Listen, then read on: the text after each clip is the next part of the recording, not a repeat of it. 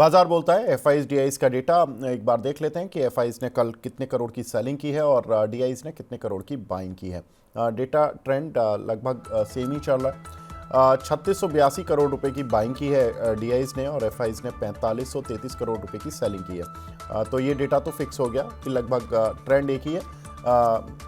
Buying selling का बस amount change हो जाता है रोज। एक बार देख लेते हैं आज ग्लोबल मार्केट में क्या चेंज है। अमेरिकन मार्केट्स तो कल जोरदार तेजी थी वहाँ पर इससे अच्छा दिन शायद ही काफ़ी दिनों बाद वहाँ पर भी देखने के लिए मिला। डाउ जोन्स में 700 पॉइंट की बढ़त देखने के लिए मिली। कारण उसके पीछे हम सारे बताएंगे। जैसा हमने मेन बताया भी कि इन्फ्लेशन का डेटा वहाँ पर अच्छा आया था, कुछ बैंक्स के नतीजे अच्छे आए थे जिसकी वजह से वहाँ पर ज़बरदस्त जूम किया वहाँ का इंडेक्स। शंघाई में आज तेजी है लेकिन फ्लैट टू पॉजिटिव कहा जा सकता है, लेकिन हैंसेंग में करीब 0.25% की बढ़त देखने के लिए मिल रही है। निकाई में थोड़ा बाउंस बैक है 0.25% का। कोस्पी में थोड़ा बाउंस बैक है करीब 1% का। आगे बढ़ते हैं, टॉप गेनर्स और लूजर्स पे नजर डाल लेते हैं कौन से काउंटर हैं जो कि आज के मार्केट में अच्छी स्ट्रेंथ दिखा रहे हैं। तो जिंदल वर्ल्ड वाइड यहाँ पर करीब 11% का उछाल देखने के लिए मिल रहा है। एचडीएफसी लाइफ आफ्टर रिजल्ट्स यहाँ पर अच्छी एक स्ट्रेंथ देखने के लिए मिल रही है।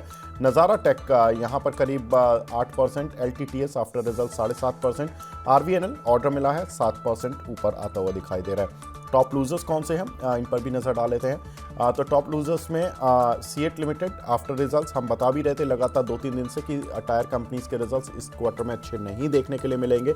हुआ भी 33% की एक्सपेक्टेशन थी मुनाफा गिरने की, 46% मुनाफा गिरा है। काउंटर 6% नीचे भी गिर गया। थर्मेक्स का 5% नीचे है। न्यूजन सॉफ्टवेयर करीब 5%, दिव्यानी 5%, ओएफएसएस करीब 4% आफ्टर रिजल्ट्स, इस पर भी इम्पैक्ट है। एक बार देख लेते हैं कि ग्लोबल खबरों का हाल। जैसे कि हम बता भी रहे थे कि जो सबसे बड़ी खबर इस समय की है, 467 दिनों के बाद इजराइल हमास के युद्ध पर विराम लग गया है। दोनों ही पक्षों ने युद्ध विराम के लिए घोषणा कर दी है। हालांकि युद्ध विराम इफेक्टिव होगा संडे से, लेकिन कतर, इजिप्ट और अमेरिका इन तीनों ने मध्यस्थता की और कतर के प्रधानमंत्री ने कल ऑफिशियली ये बताया कि उन दोनों के बीच में युद्ध विराम हो गया है। और कतर ने खासतौर से ट्रंप की टीम को धन्यवाद किया कि आपके जो डेलीगेशन में लोग थे उन्होंने काफ़ी अहम रोल निभाया और इस चीज़ के लिए उन्होंने धन्यवाद दिया कि दो देशों के बीच में एक फाइनली युद्ध रुक गया है। साथ ही अगर देखें तो युद्ध रुकने से शिपिंग किराए पर क्या इफेक्ट होगा, क्योंकि हम देख रहे हैं जब से डोनाल्ड ट्रंप आए हैं और उनकी जो बातें थी कि मैं युद्ध सारे ही रुकवा दूंगा, तो ये एक कहीं ना कहीं शिपिंग रेट्स के लिए थोड़ा सा सेटबैक था, क्योंकि रेड सी क्राइसिस के चलते जो शिपिंग रेट्स अचानक से शूट अप हो गए थे। अगर हम देखें तो बाल्टिक ड्राई इंडेक्स पिछले 3 महीने में करीब 50% गिरा है। अक्टूबर से लेकर जनवरी तक अब 50% लगभग गिर चुका है। अविनाश सर, अगर ये देखें, पहले तो ये खबर कि कितनी पॉजिटिव है, जियोपॉलिटिकल रिस्क आपका एक कम हुआ। दूसरा रिस्क भी हो सकता है रशिया यूक्रेन पर कुछ खबर आ जाए जब डोनाल्ड ट्रंप राष्ट्रपति बनेंगे। इसका क्या इम्पैक्ट होगा सर शिपिंग कंपनीज पर, क्योंकि बाल्टिक ड्राई इंडेक्स लगातार गिर रहा है? नहीं, मेरे ख्याल से देखिए, युद्ध खत्म होता है तो लॉन्गर टर्म में डेफिनेटली सारे कॉन्स्टिट्यूएंट्स को बेनिफिट होना चाहिए। देखिए, बाल्टिक इंडेक्स इसलिए गिर रहा है क्योंकि जब भी ये युद्ध चल रहा था तभी शिपिंग रेट्स बहुत ही तेजी से बढ़ गए थे। और ऑब्वियसली अभी जब युद्ध खत्म हो रहा है तो ये जो अनसस्टेनेबल जो शिपिंग रेट्स है वो तो ऑब्वियसली गिरेंगे। बट लॉन्गर टर्म में मैं समझता हूँ कि जो शिपिंग कंपनीज है उनको एक रीजनेबल मार्जिन मिलेगा, जो कस्टमर्स है वो भी अपना बिजनेस बहुत स्टेबल तरीके से काम कर पाएंगे। तो ये अच्छी बात है लॉन्गर टर्म के लिए। हो सकता है शॉर्ट टर्म में शिपिंग कंपनीज की प्रॉफिटेबिलिटी थोड़ी दबाव में है, लेकिन वो एक्चुअल में जो नंबर्स उन्होंने पहले दिखा है वो शायद सस्टेनेबल ही नहीं थे। तो मोटा मोटी तो लॉन्गर टर्म में तो अच्छी बात है कि युद्ध खत्म हो रहा है शिपिंग कंपनीज के लिए। शॉर्ट टर्म के लिए हो सकता है कि मार्केट थोड़ा सा इनको नेगेटिवली दे, लेकिन लॉन्गर टर्म में अगर ट्रेड बढ़ता है, अगर बिजनेस दूसरे देशों से बढ़ता है तो इनके लिए तो definitely volume growth will make up for the price erosion. तो मुझे ऐसे कोई नेगेटिव सरप्राइज लगता नहीं है अगर किसी का नजरिया थोड़ा सा लॉन्गर टर्म है। बाल्टिक इंडेक्स इसलिए गिर रहा है क्योंकि जो रेट्स पहले मिल रहे थे वो शायद अभी नहीं मिलेंगे, बट ये एक्सपेक्टेड ही था, तो इसमें कोई नेगेटिव सरप्राइज नहीं है। जी, तो सर अभी शिपिंग कंपनीज में क्या करें, like GE shipping, shipping corporation of India, Cochin shipyard, Shreya shipping, इन सभी कंपनीज पर? देखिए, मेरे ख्याल से कोचिन शिपयार्ड तो डिफेंस की कंपनी है, बिल्कुल, विवेक, ये कोचिन तो एग्जैक्टली। नहीं है। बट अगर मैं शिपिंग कंपनीज की बात करूँ तो आपको थोड़ा सा इंतजार करना पड़ेगा, क्योंकि हो सकता है कि दिसंबर का क्वार्टर शायद इनके लिए मार्केट इनके नंबर देखने के बाद, आगे की कमेंट्री देखने के बाद थोड़ा बहुत बिकवाली का प्रेशर शायद थोड़ा सा और बचा है, जो शायद दिसंबर क्वार्टर आने के बाद जनवरी में हो सकता है कि आपको देखने को मिले। रिजल्ट्स आने के बाद जो कमेंट्री होगी और जो आउटलुक मैनेजमेंट शेयर करेंगे, उसके बाद आप एक फ्रेश रिव्यू ले सकते हैं, लेकिन अभी खरीदने का मौका नहीं है शिपिंग कंपनीज के लिए। ठीक है, तो अभी शिपिंग कंपनी से दूर रहें, क्योंकि यहाँ पर जो खबर है वो थोड़ा सा जो इनको फंडामेंटली ब्लिप दे गई थी, वो अब ब्लिप वापस हो गया, तो उसका एक इम्पैक्ट है। लेकिन अमेरिकन मार्केट्स में कल काफ़ी शानदार दिन देखने के लिए मिला। वहाँ पर दो तीन डेटा आए जिसकी वजह से उनका मार्केट ज़बरदस्त तेज हुआ। पहला कि दिसंबर की महंगाई दर जो कि 3.2% पर आती हुई दिखाई दी, अनुमान था 3.3% रहने का।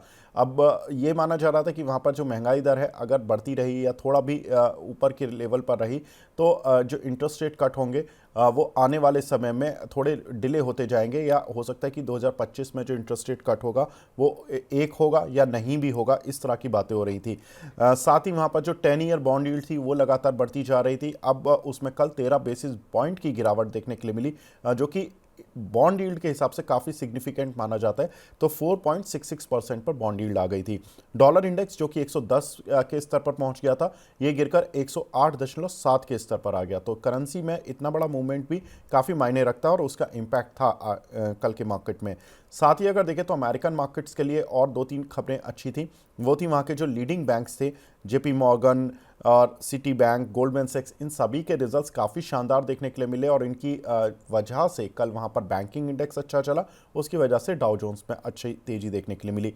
अविनाश सर, वैसे तो अमेरिका की सारी ये खबरें हैं, लेकिन कुछ इनमें से अगर इम्पैक्टफुल कुछ चीज़ें हैं, जैसे कि अगर डॉलर इंडेक्स कमज़ोर हो रहा है, तो हमारा जो इंडियन रुपी जो लगातार कमज़ोर होता जा रहा था डॉलर के मुकाबले, थोड़ा सा शायद संभलता हुआ दिखाई दे सकता है।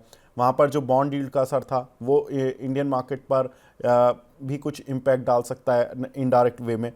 वहाँ पर बैंकिंग रिजल्ट्स अच्छे आ रहे हैं, तो सर इन सभी का कहाँ किस पॉकेट पर इम्पैक्ट होगा, क्या करें? नहीं, मेरे ख्याल से देखो, अगर डॉलर इंडेक्स कमजोर होता है तो रुपया जो वीक हो रहा था वो उसकी ट्रेंड जो रुक जाएगी, वो बहुत अच्छी बात है।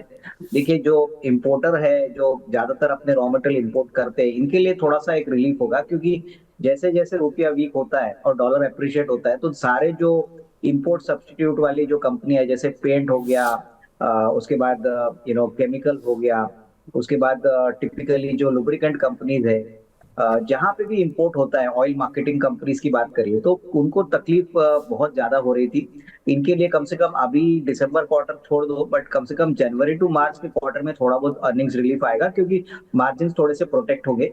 और रही बात यूएस के मार्केट्स को बढ़ने का, मेन कारण मुझे लगता है कि वहां पे जो बैंकिंग के नंबर्स आ गए। हालांकि देखिए, बहुत सारी कंपनीज ने ट्रेडिंग प्रॉफिट्स दिखाए, लेकिन मार्केट को अनुमान नहीं था कि बैंकिंग सेक्टर जो यूएस का है वो इतना तेजी से नतीजे अच्छे दिखाएगा। तो वो भी एक कारण था कि कल मार्केट में आपको अच्छी तेजी देखने को मिली।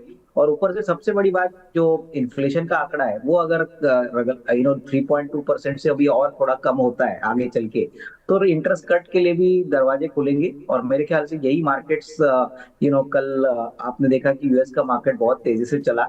तो वही कारण है कि मार्केट्स अनुमान लगा रहे हैं कि अगर महंगाई कम होती है तो डेफिनेटली इंटरेस्ट कट के लिए भी पॉसिबिलिटी है अगले 3 से 4 महीने के लिए। तो आई थिंक वही मार्केट ऑब्जर्व कर रहा है और खुशी मना रहा है कि ये ट्रेंड आगे भी चलता रहे। बिल्कुल। एक और इम्पॉर्टेंट खबर जो कि कमोडिटी मार्केट से जुड़ी हुई है, कल कच्चे तेल की कीमतों में 3% तक का उछाल देखने के लिए मिला। अगस्त 2024 के बाद ये स्तर देखने के लिए मिले। हालांकि दूसरी कमोडिटीज़ की कीमतों में भी उछाल देखने के लिए मिला। कारण सिंपल है कि इंटरेस्ट रेट कट की जब भी अमेरिका जैसी बड़ी इकोनॉमी में होप बन जाती है तो कमोडिटी कीमतों में उछाल आना लाजमी है। लेकिन 6 महीने के हाई पर क्रूड ऑयल का पहुँचना थोड़ा सा इंडियन मार्केट के लिए या इंडियन कंपनीज़ के लिए थोड़ा सा परेशानी देता रहा है। अविनाश सर, कितने कंफर्टेबल हैं आप क्रूड ऑयल की इन कीमतों से, और क्या कुछ लगता है आपको ऑयल कंपनीज पर?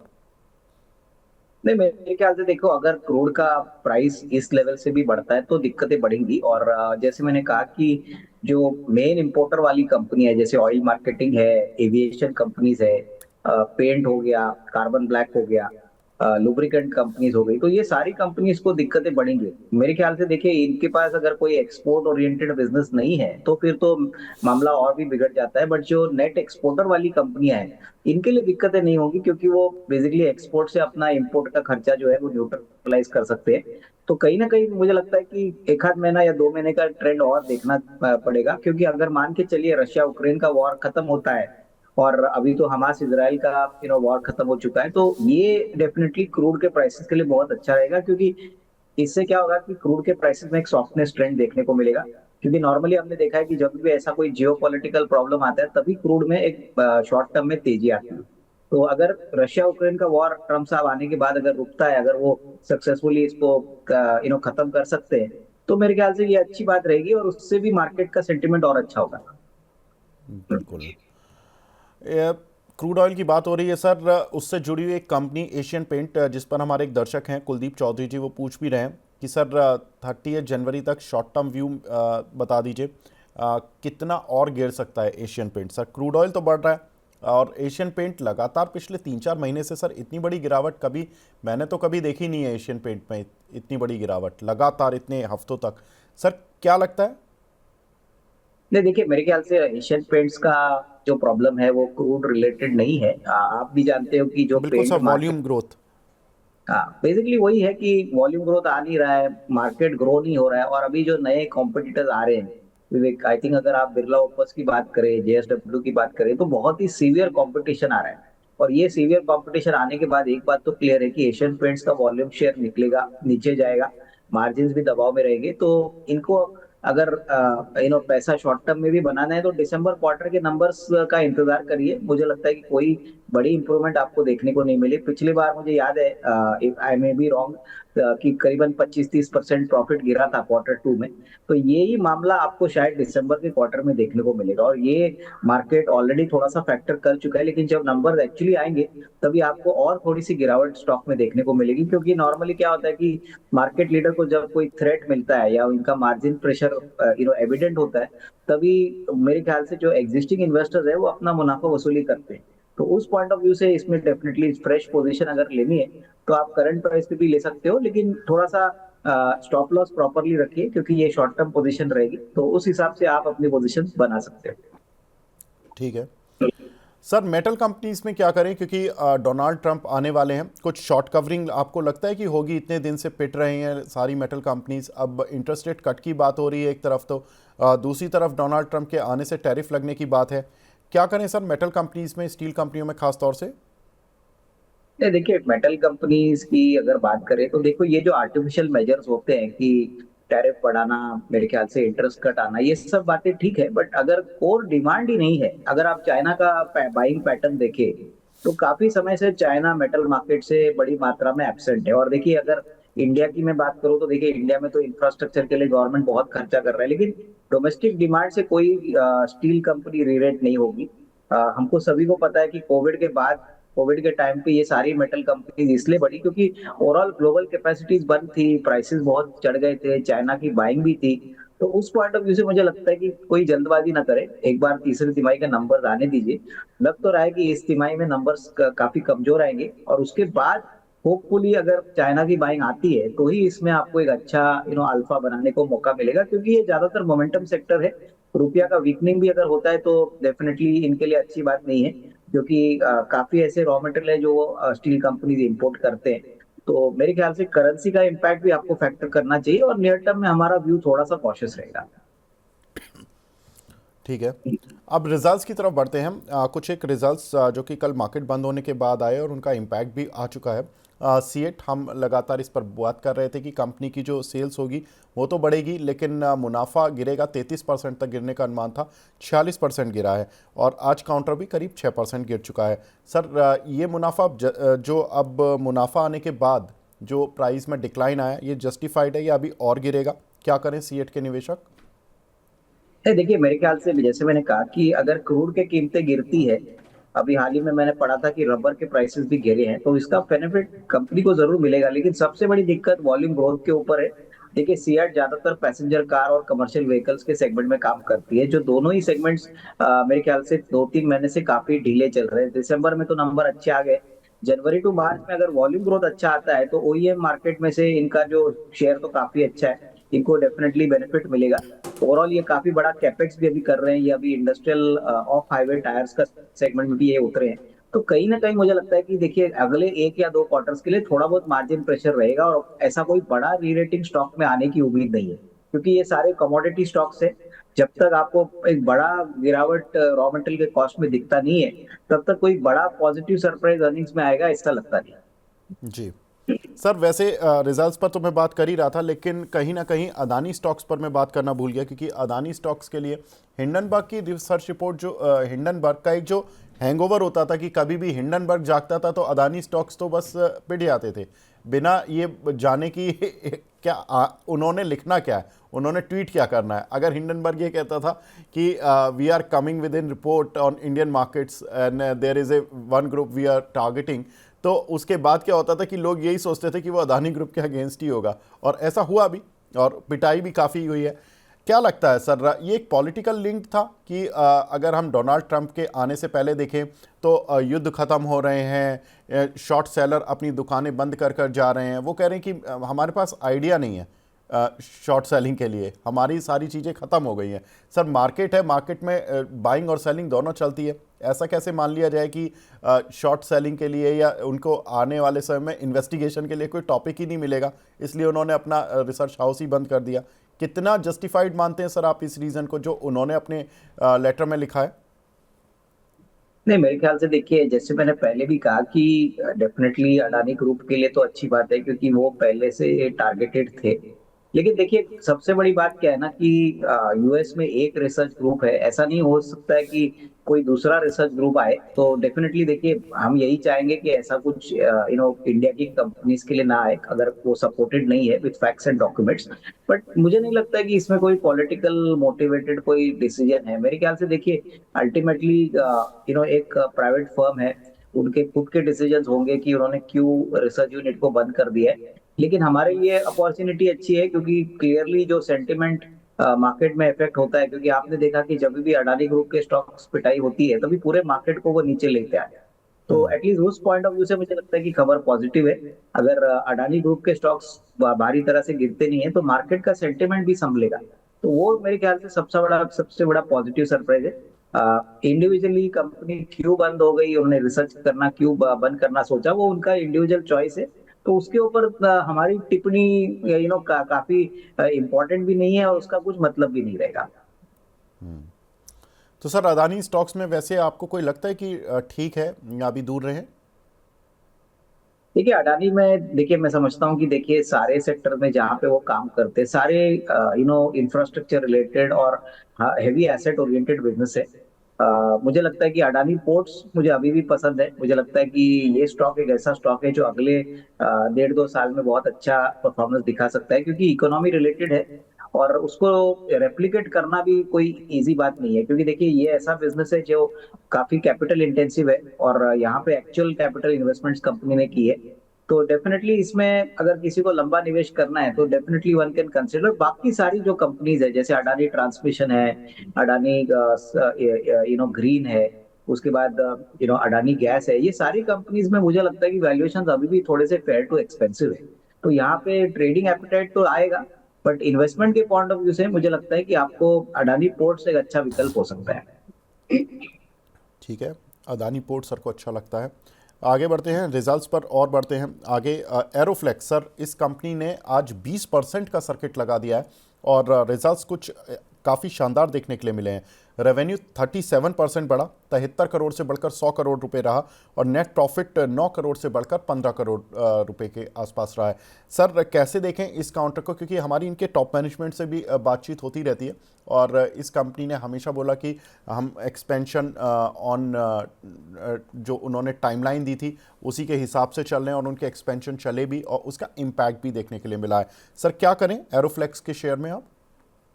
नहीं, मेरे ख्याल से देखिए नंबर्स तो बहुत तगड़े आ गए जैसे आपने भी कहा, और मुझे लगता है कि अभी भी इसमें अच्छा पोटेंशियल है, क्योंकि इनका जो एक्सपेंशन प्लान है वो मेरे ख्याल से अभी ऑन ट्रैक शुरू हो जाएगा। और काफी बड़े सेक्टर्स है, जैसे एविएशन हो गया, डिफेंस हो गया, सेमीकंडक्टर हो गया, जहाँ पे इनके प्रोडक्ट्स यूज किए जाएंगे।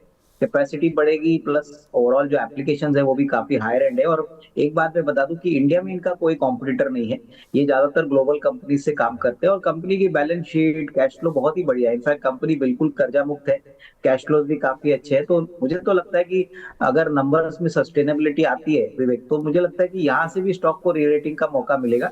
तो डेफिनेटली जिनके पास है वो होल्ड करे। मुझे लगता है कि अगले साल 1.5 साल का नजरिया डेफिनेटली कंपनी के लिए पॉजिटिव लग रहा है। जी। HDFC लाइफ सर, इस कंपनी के भी नतीजे आए आज, काफ़ी शानदार नतीजे देखने के लिए मिले, काउंटर में भी जंप देखने के लिए मिल रहा है आज। प्रीमियम इनकम करीब 10% बढ़ी है और प्रॉफिट में देखें तो करीब 14% का जंप देखने के लिए मिला। कमेंट्री भी पॉजिटिव थी, कंपनी के जो VNB मार्जिन्स थे वो भी ठीक आते हुए दिखाई दिए। सर कैसे देख रहे हैं HDFC लाइफ और बाकी लाइफ इंश्योरेंस कंपनीज को? नहीं, आई थिंक नंबर्स डेफिनेटली अच्छे आ गए हैं। देखिए, ऐसे बेस के ऊपर 14-15% प्रॉफिट दिखाना बहुत ही अच्छी बात है। और नॉर्मली देखिए विवेक, इंश्योरेंस कंपनी का सबसे बड़ा बम्पर क्वार्टर जनवरी टू मार्च होता है। तो जनवरी टू मार्च क्वार्टर में हमको लगता है कि नंबर्स और भी अच्छे आने की उम्मीद है, क्योंकि अभी तो कोविड खत्म हो चुका है, अभी मार्केट नॉर्मल हो चुका है और जनवरी टू मार्च में ज्यादा से ज्यादा बिजनेस उनको मिलता है। तो दिसंबर क्वार्टर में ही अगर यही मोमेंटम इन्होंने मेंटेन किया है, तो मुझे लगता है कि जैन टू मार्च तो और भी बेहतर होगा। तो definitely I think HDFC life, SBI life, ICICI pru, max insurance, ये सारी कंपनीज पे इन्वेस्टर्स को वॉच रखना चाहिए। क्योंकि देखिए एक ऐसा सेक्टर है जहाँ पे कंपटीशन लिमिटेड है, मुश्किल से 7-8 कंपनीज ही काम करती है और मार्केट काफी बड़ा है। तो लॉन्गर टर्म में तो ये आपके पोर्टफोलियो में जरूर होना चाहिए। ठीक है, आगे बढ़ते हैं सर। कुछ और कंपनीज के नतीजे आज आने वाले हैं। रिलायंस इंडस्ट्रीज जहां पर कि नतीजे आज आते हुए दिखाई देंगे, बाजार का दिग्गज है। 2 से 2.5% की उम्मीद है कि कंपनी की रेवेन्यू में और प्रॉफिट में जंप आता हुआ दिखाई देगा।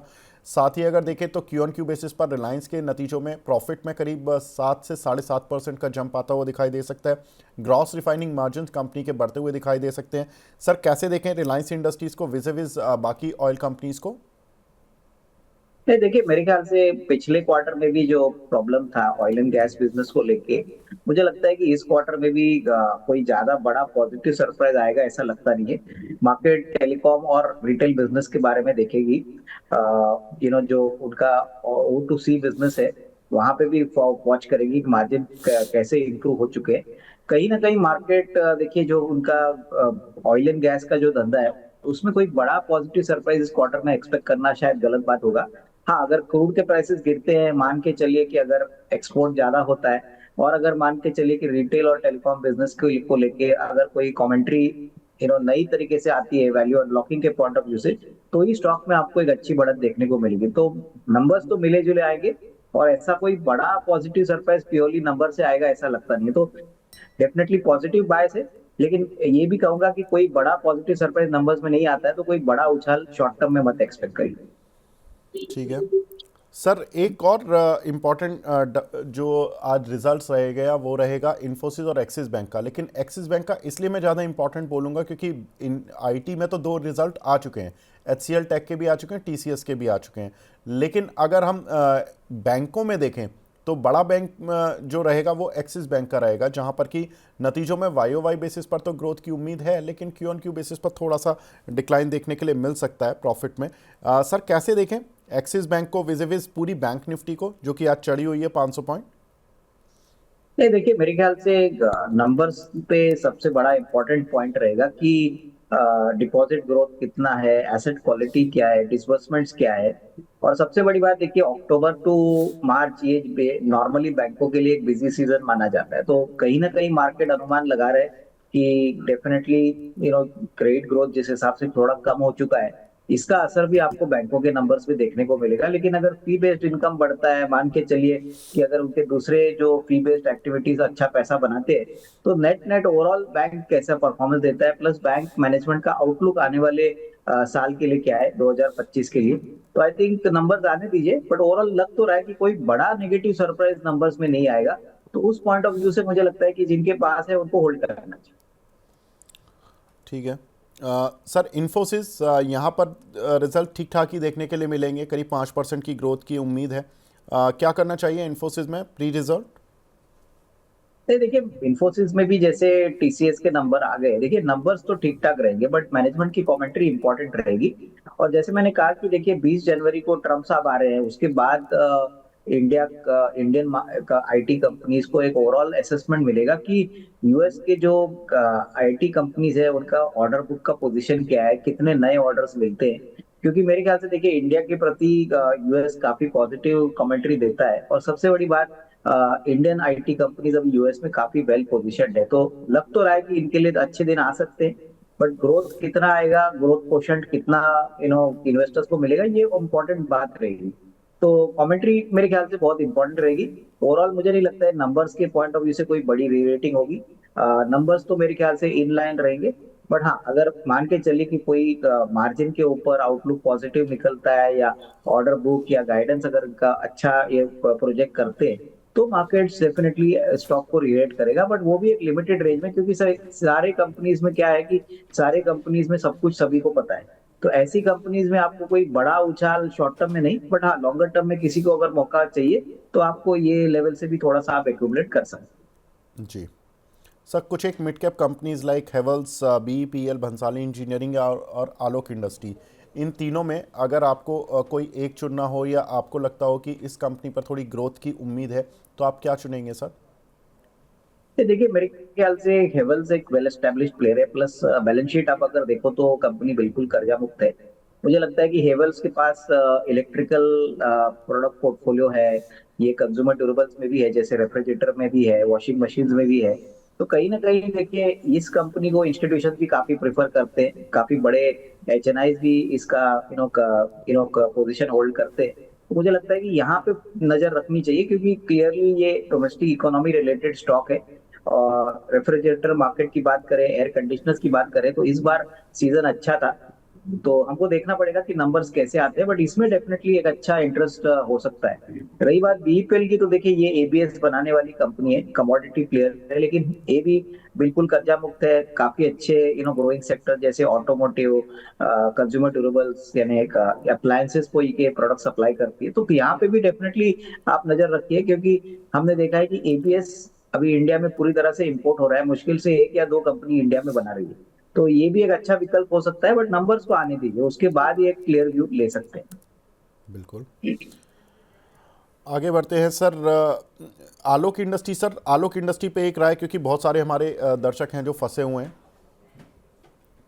देखिए आलोक इंडस्ट्रीज तो रिलायंस की कंपनी बन चुकी है, और जब तक पूरी तरह से कर्जा का रिस्ट्रक्चरिंग होता नहीं है, जब तक पूरी तरह से कंपनी प्रॉफिटेबल नहीं होती है, तब तक ये स्टॉक को रिवेट होने में समय लगेगा। देखिए सबसे बड़ी बात क्या है कि कहीं ना कहीं मार्केट ये भी अनुमान लगा रहा है कि शायद आने वाले क्वार्टर्स में या आने वाले सालों में ये कंपनी इंडिपेंडेंट रिलायंस नहीं रखेगा, क्योंकि उनको रखने का कोई मतलब नहीं है। हो सकता है कि ये मर्ज भी हो सकता है। तो उसके पॉइंट ऑफ व्यू से मुझे लगता है कि जिनके पास भी शेयर है, थोड़ा सा कॉशियस व्यू रखिए, क्योंकि नॉर्मली क्या होता है कि जब पूरा कंट्रोलिंग स्टेक कोई बड़े मेजर ग्रुप के पास जाता है, वो सडनली कोई रिस्ट्रक्चरिंग प्लान अनाउंस करते हैं, तो उसके बाद रिटेल इन्वेस्टर्स का काफी नुकसान होता है। तो मेरे ख्याल से फ्रेश बाइंग तो नहीं करनी चाहिए, लेकिन जिनके पास है वो होल्ड करे, नतीजा आने दीजिए। कितना नंबर्स में इंप्रूवमेंट आया है, क्या मैनेजमेंट की कमेंट्री है, उसके बाद ही स्टॉक में जो भी डायरेक्शनल ट्रेंड है वो आपको देखने को मिलेगा।